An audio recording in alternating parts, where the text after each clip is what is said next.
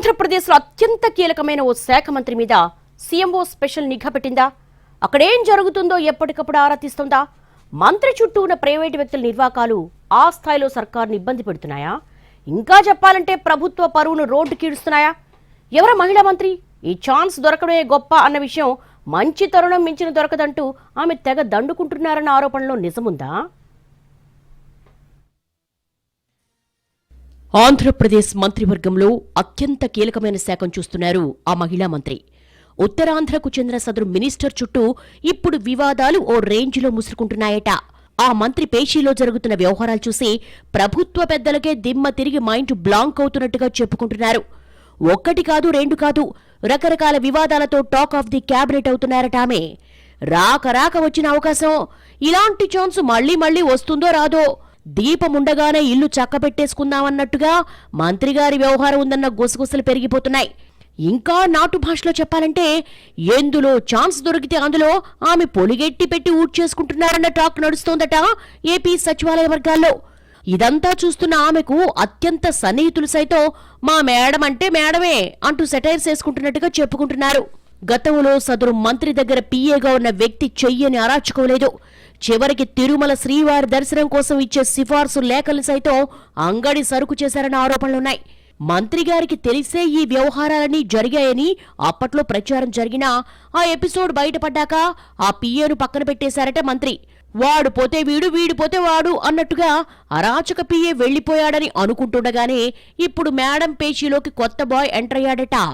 అతనికంటే ఘరుడు ఆచంట మల్లన్న అన్నట్టుగా ఈ కొత్త బాయ్ ఇంకొంచెం ఎక్కువ అన్నట్టుగా సమాచారం. సదరు మంత్రిగారి శాఖ పరిధిలో అతగాడు వేలు పెట్టని వ్యవహారం లేదట. డీల్స్ సెట్ చేయడంలో బాయ్ మహాముద్రని చెప్పేసుకుంటున్నారు. ఇప్పుడు కొన్ని కంత్రి వ్యవహారాల్లో మంత్రిగారికి అతనే మార్గదర్శట.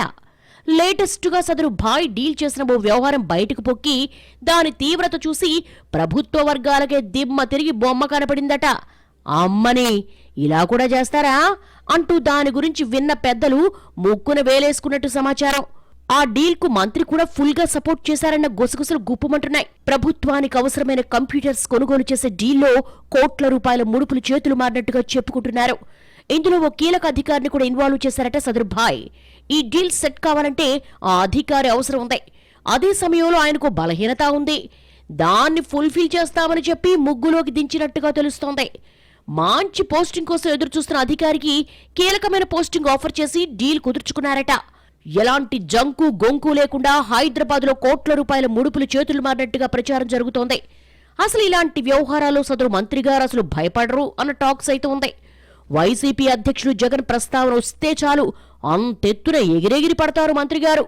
అలా జగన్ను తిడుతూ ఉంటే ప్రభుత్వ పెద్దలు తనకు మార్కులేస్తారన్న భ్రమలో శాఖాపరంగా తాను చేయాల్సింది చేసేస్తూ ఉంటారని, అయినా సరే కంప్యూటర్స్ కొనుగోలులో కోట్లు చేతులు మారిన వ్యవహారం బయటకు పొక్కగానే మంత్రిగారికి సంబంధించిన అన్ని వ్యవహారాల గురించి కూపీలాగుతున్నట్టుగా సమాచారం. అసలే గతంలో పీఏ వ్యవహారాల కారణంగా అనేక ఇబ్బందులొచ్చాయి. అది చాలదన్నట్టు ఇప్పుడు కొత్తగా భాయ్ లైన్లోకొచ్చాడు.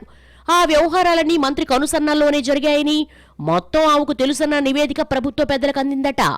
దీంతో పాటు మంత్రి ఓఎస్డీ వ్యవహారం కూడా అత్యంత వివాదాస్పదంగా మారుతోందంటున్నారు. ఆయన కూడా అవినీతి వ్యవహారాలు తలదూర్చడం, ఇష్టారాజ్యంగా వ్యవహరించడంపై ప్రభుత్వం దృష్టి పెట్టినట్టుగా తెలుస్తోంది. గతంలో పేషీలో ఉన్న ఓ సిన్సియర్ అధికారిని ఓఎస్డీ బయటకు పంపినట్టు సమాచారం. అలా మొత్తానికి ఉత్తరాంధ్ర మహిళా మంత్రి వ్యవహారం మీద ప్రభుత్వం సీరియస్ గా దృష్టి పెట్టినట్టుగా చెప్పుకుంటున్నాయి సచివాలయ వర్గాలు. తాజా వ్యవహారంలో భాయ్ పాత్రేంటి, ఇందులో ఇంకెవరెవరున్నారు, మంత్రిగారి పేషీలో ఓఎస్డీ వ్యవహారం ఎలా ఉంది, ఇలాంటి అన్నిటికీ సంబంధించి వివరాలు సేకరిస్తున్నారట ప్రభుత్వ పెద్దలు.